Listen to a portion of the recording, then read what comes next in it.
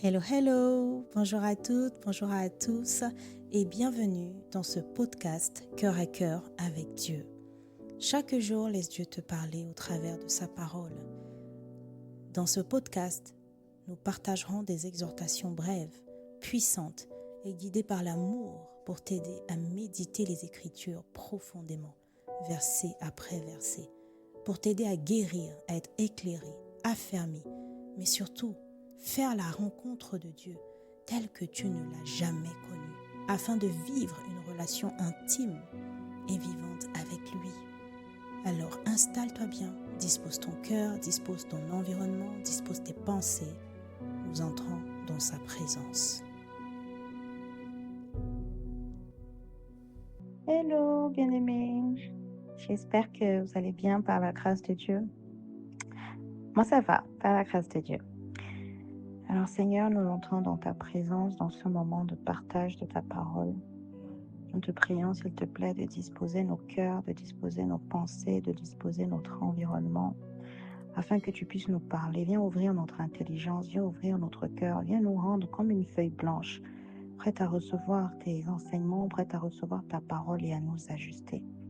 Ah, que ta parole puisse nous interpeller, nous corriger, nous sauver, nous restaurer, nous instruire, nous former, nous exhorter, Seigneur, nous enseigner. Ô Saint-Esprit, viens nous faire comprendre, retenir et pratiquer la parole que nous allons écouter, le message que nous allons écouter, pour que notre cœur soit ton cœur et pour que Christ soit visible dans nos vies. Au nom de Jésus-Christ. Amen. Le message de ce jour s'intitule « Dieu est le Seigneur ». Dieu est le Seigneur. Oui, c'est un titre qui peut paraître étonnant parce qu'en tant que chrétien, on peut se dire, oui, on connaît Dieu, on connaît le Seigneur, on connaît Adonai, on connaît Éternel, on connaît Yahweh, on connaît Jéhovah, on connaît, voilà. Mais j'insiste dans ce message. Le titre est « Dieu est le Seigneur ». Nous allons aller dans la parole de Dieu en version nouvelle français courant. Nous allons lire Exode 6 du verset 2 au verset 3. Dieu parla encore à Moïse. « Je suis le Seigneur. Je me suis révélé autrefois à Abraham, à Isaac et à Jacob comme le Dieu souverain. Mais ils ne savaient pas que je m'appelle aussi le Seigneur. » La particularité dans ce passage, c'est en lisant les autres versions, notamment la version Louis II et la version Parole de vie, nous voyons que la traduction du mot original qui a été utilisé ici, dans le verset 3, lorsque Dieu dit « Je m'appelle aussi le Seigneur », en réalité, il est écrit dans ces versions « Je m'appelle aussi l'Éternel ». Je m'appelle aussi l'Éternel. Oui. Donc, on a des versions qui parlent du Seigneur, on a des versions qui parlent de l'Éternel. Ici, Seigneur et Éternel sont employés pour dire la même chose. Ici. Alors, allons un peu en détail pour bien comprendre. Rappelons-nous du contexte. Nous sommes d'Exode 6. Moïse est déjà dans son parcours pour aller délivrer le peuple d'Israël de l'esclavage. La tâche a été endurcie. Et puis, Moïse revient vers le Seigneur, vers Dieu. Et vous savez ce qui est marrant? C'est que lui-même, lorsqu'il va voir Dieu, il dit « Oh Seigneur, pourquoi tu fais du mal à ce peuple ?» dans Exode 5 au verset 22. Donc, il avait déjà ce nom en tête, c'est-à-dire qu'il pouvait déjà l'appeler comme ça, mais Dieu prend le temps de lui rappeler au verset 3 de Exode 6, « Je m'appelle aussi le Seigneur. Je m'appelle aussi l'Éternel. » Nous pouvons dire la même chose en fait, parce que le mot original qui était utilisé englobait tout cela dans sa richesse initiale de cette langue. Alors, qu'est-ce que nous pouvons comprendre? L'Esprit m'a parlé, m'a interpellé et j'ai été bénie. Vraiment, je rends grâce à Dieu pour sa sagesse infinie, son intelligence infinie, sa profondeur infinie. Vous voyez, bien-aimés, la première chose qu'on peut constater ici, c'est que, effectivement, Moïse, parfois, il disait déjà « Oh Seigneur, oh Seigneur ». Bien-aimés, on peut nommer des choses dans nos vies, mais sans les comprendre. On peut nommer des choses dans nos vies, mais sans les vivre. On peut nommer des choses dans nos vies, mais sans en réalité savoir exactement de quoi il s'agit. C'est pourquoi Dieu a besoin de lui rappeler et de lui donner des précisions. Je peux parler de quelque chose que je ne connais pas. Je peux même côtoyer quelque chose qu'au fond, je ne connais pas. Je peux côtoyer et connaître quelque chose dont, en fait, je n'en ai pas conscience. C'est ce qui se passe avec la plupart d'entre nous. Nous marchons avec le Seigneur en nous, avec nous, sur nous, mais nous subissons nos vies. Mais nous sommes dans la peur, mais nous sommes dans la tristesse. Bien-aimés, et pourtant nos bouches proclament tous les jours Seigneur. C'est un mot que nous connaissons, mais en réalité, nous le disons de façon superficielle. L'Esprit m'interpellait sur le fait que, et quand je dis m'interpellait, bien-aimé, je vous fais une confidence. Lorsque j'ai médité ce verset, j'ai relu encore, et avant de faire ce message, j'ai relu encore. À aucun moment j'avais prévu repartir dans Exode 122, là où Moïse prie au Seigneur. C'est lorsque je me mets à lire que l'Esprit me fait monter là-haut, et pour quand je rappelle le contexte, et que l'Esprit est en train de m'interpeller sur ça, sur le fait que on peut l'appeler tous les jours, mais en réalité, beaucoup ne le connaissent pas. On peut dire Seigneur tous les jours, mais beaucoup ne savent pas ce que ça implique, ce que ça signifie. Cette révélation, je l'ai reçue à l'instant. Le Saint-Esprit est merveilleux, bien-aimé.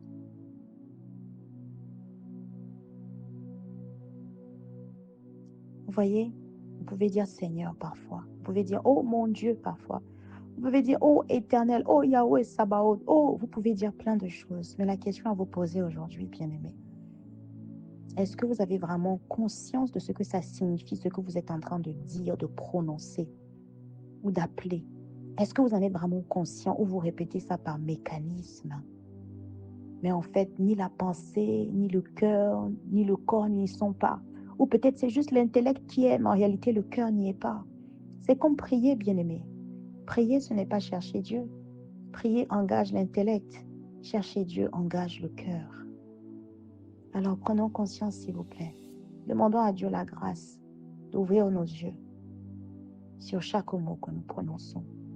Demandons-lui la grâce que si nous avons l'habitude de dire Seigneur éternel, Dieu tout-puissant, tu es omnipotent, bien-aimé, demandons la grâce de pouvoir nous arrêter. Et soit d'avoir des révélations, soit de chercher, mais d'avoir la conscience, après avoir reçu la réponse, de ce que ça signifie et de marcher avec chaque instant, chaque heure, chaque minute, chaque seconde. Continuons maintenant dans ce que j'avais reçu précédemment avant de faire ce message. Vous voyez, bien-aimés, on a vu que Seigneur ici et Éternel sont employés pour dire la même chose. Et je voudrais, avant de préciser cela, de parler de ce point je voudrais préciser que regardez bien ce qui se passe au verset 2 et comprenez l'historique. Moïse, sa foi n'est pas encore ferme. Le peuple se plaint parce qu'on a endurci la tâche et ils ne sont pas contents. Limite, ils boudent contre le Seigneur qui est venu leur dire, je vais vous libérer de 400 ans d'esclavage. Et là, Dieu est en mode, mais attends, il faut peut-être que je remette les pendules à l'heure, mais c'est ok, vous ne saviez pas. Je n'ai aucun problème à vous rappeler, je n'ai aucun problème, je vais rappeler. Regardez ce qu'il dit. Au verset, Exode 6 au verset 1. Le Seigneur lui répondit, c'est maintenant que tu vas voir. C'est maintenant que tu vas voir. Voyez, imaginez une conversation où quelqu'un vous parle avec quelqu'un et puis la personne ne comprend pas ce que vous êtes en train de lui dire. Et là, bim, vous avez comme une preuve qui vous tombe sous la main et vous savez que ça va achever la personne. Mais achever au sens où il n'aura plus de moyens de vous contredire. Il sera obligé de croire. Il sera obligé de comprendre ce que vous dites. En fait, c'est un peu comme une confrontation. C'est un peu comme un combat de je ne discute avec personne. Et il dit, c'est maintenant que tu vas voir. Et puis maintenant, quand on arrive au verset 2, Dieu lui dit donc, je suis le Seigneur. Il commence d'abord, en fait, c'est comme s'il revient en base 0, il se représente, ok, je suis le Seigneur. Et après, qu'est-ce qu'il fait? Il commence avec l'explication, il continue avec l'explication. Je me suis révélé autrefois à Abraham, Isaac et Jacob comme le Dieu souverain. C'est-à-dire qu'il prend le temps de t'expliquer qu'en fait, tu n'avais pas bien compris. Dieu n'a aucun problème avec le fait d'expliquer. Il a au contraire à cœur que nous comprenions qui il est, comment il fonctionne et ce qu'on n'a pas pu comprendre, ce qu'on n'a pas compris. Il dit, écoute, base 0, voici qui je suis. Je suis le Seigneur. Vraiment, point. Je suis le Seigneur. Maintenant, il lui explique, attends, peut-être qu'il y a une information que tu ne sais pas ou il y a un lien que tu n'avais pas fait. Peut-être que tu ne savais pas. Maintenant, je vais bien t'expliquer. Je me suis révélé autrefois à Abraham, en fait, comme Dieu souverain. Dans leur contexte, était le Dieu souverain. Et en cherchant, donc, vous savez qu'on a notre Bible Strong, les correspondances avec les versions, l'hébreu et le grec. Dieu souverain, en réalité, ça veut dire tout puissant. Tout puissant vient de l'hébreu Shaddai. Ça veut dire tout puissant. Et Shaddai, lui, vient du mot primaire hébreu. Encore une fois, c'est une langue très riche. Vient du mot Shada, qui signifie traiter violemment, dévaster, dépouiller, détruire violemment.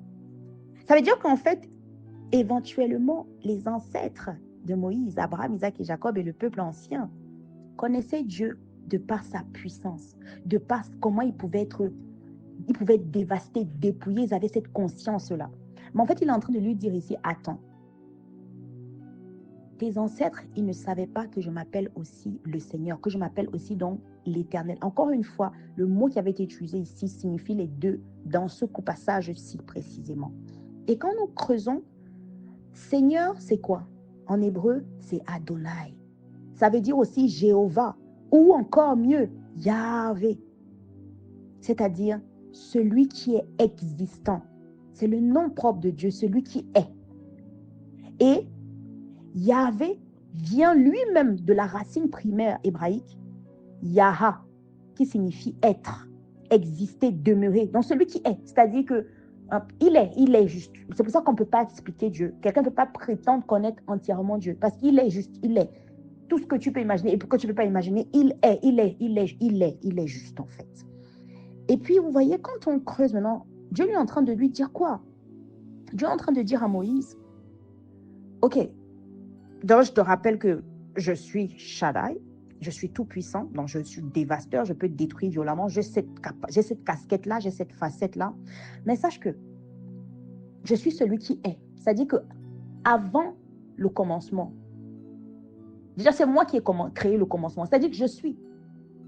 Donc, ton pharaon qui résiste là, ou tes plaintes là, je veux que tu puisses me reconsidérer en fait. Je ne suis pas juste en ce moment. Je n'ai pas été juste avec le Dieu de tes ancêtres. J'étais là avant. Je suis juste. C'est moi. Je suis. Et puis, je suis aussi l'Éternel.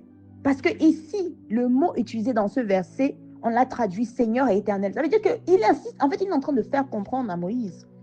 Tu as peut-être des doutes, tu ne me crois peut-être pas. Peut-être parce que tu penses que c'est pour une saison, je suis peut-être là et puis je vais partir, et puis je fais les choses, voilà, on ne peut pas trop me faire confiance. Écoute, je suis en tout temps, je suis éternel.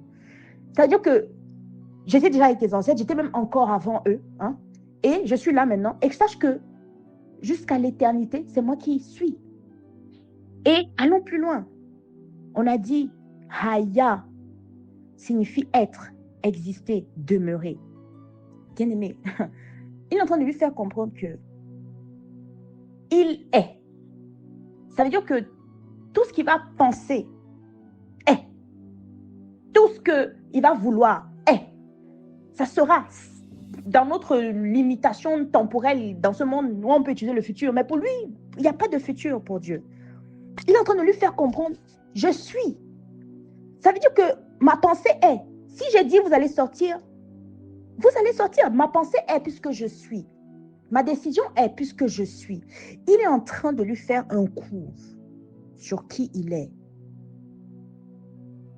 Non seulement il lui rappelle qu'il est tout puissant, au cas où il a oublié, avec ces plaintes-là qui viennent avec là, oh mais pourquoi tu as fait, tu ne peux souffrir. Il est en train de dire, attention, je suis souverain.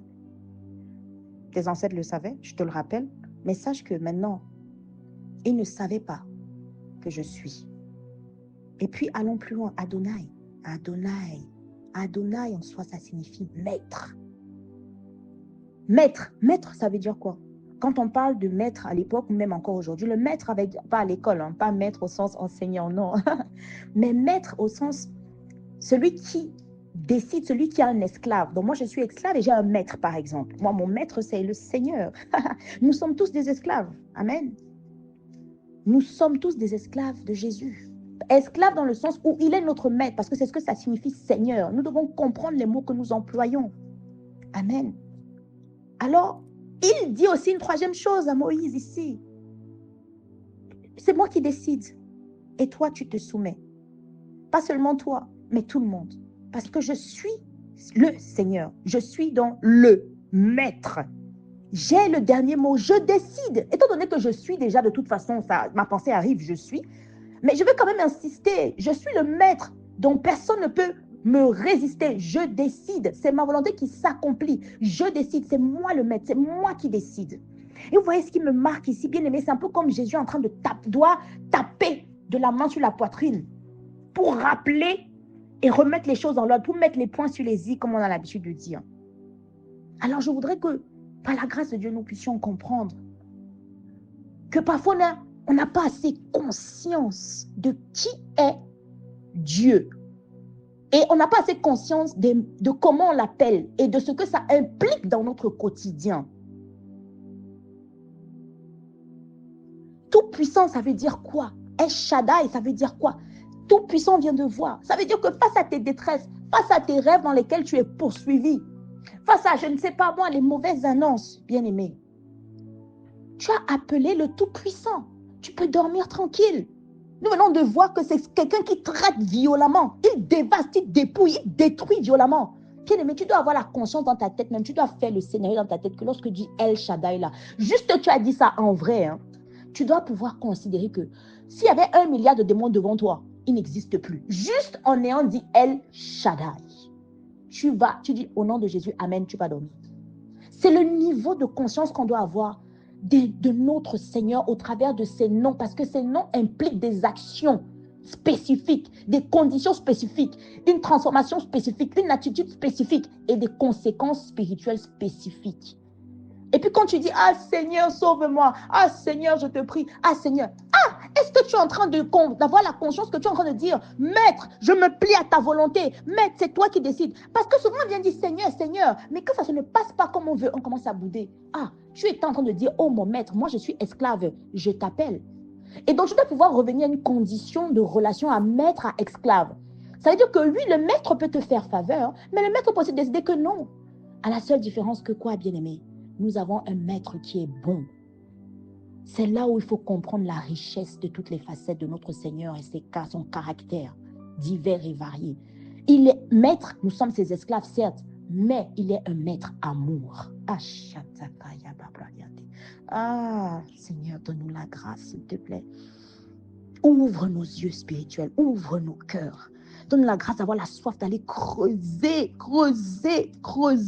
pour connaître qui tu es, pour connaître les noms que tu nous as donnés et pour comprendre quand tu te révèles toi-même, tu dis je suis le Seigneur. Si tu insistes, tu dis je suis le Seigneur dans une situation pareille où tu as quelqu'un qui résiste, tu viens dire je suis le Seigneur. Ah, donne-nous la grâce, Seigneur, de comprendre. Donne-nous la grâce d'accepter. Donne-nous la grâce de vivre tes noms. Donne-nous la grâce de ne pas seulement citer les noms, de ne pas seulement prier, mais d'aller en profondeur avec tes noms, avec qui tu es. Donne-nous la grâce de vouloir te connaître comme un esprit, une personne réelle qui est et qui est tout puissant. Parce que ce n'est pas la même chose. Il est, point, il est tout puissant. Père, nous te rendons grâce pour cette parole. Nous te rendons grâce pour la profondeur. Nous te rendons grâce. Père, emmène-nous de profondeur en profondeur avec toi. Donne-nous la grâce de t'accepter comme notre Seigneur, comme Adonai, comme notre Maître, comme l'Éternel, celui qui est le même, hier éternel. Tu étais là avant, tu es là maintenant, tu seras là toujours. Tu es toujours le même, tu ne changes pas. Donne-nous la grâce d'avoir la conscience de ce que ça signifie éternel, de nous projeter, de repartir même dans le passé. Fais-nous voyager dans le je peux même pas dire dans le temps parce qu'il n'y a pas le temps pour toi, mais fais-nous voyager dans les sphères, fais-nous voyager dans les hauteurs pour que nous puissions comprendre à quel point tu es merveilleux, tu es grand, on ne peut pas te comprendre, fais-nous voyager. Ah Seigneur, donne-nous la grâce de nous soumettre de nous soumettre à toi. Donne-nous la grâce d'accepter ce mot esclave. Donne-nous la grâce d'être à l'aise avec le mot esclave lorsque ça te concerne.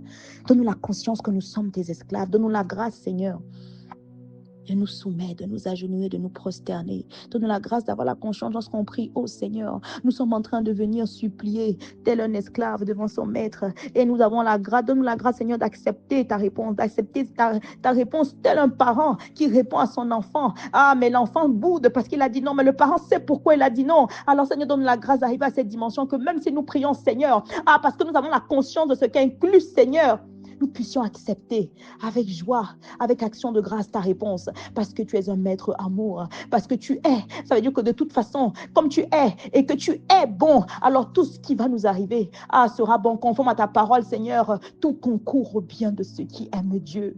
Tout est cohérent, ta parole est cohérente, ta parole est parfaite.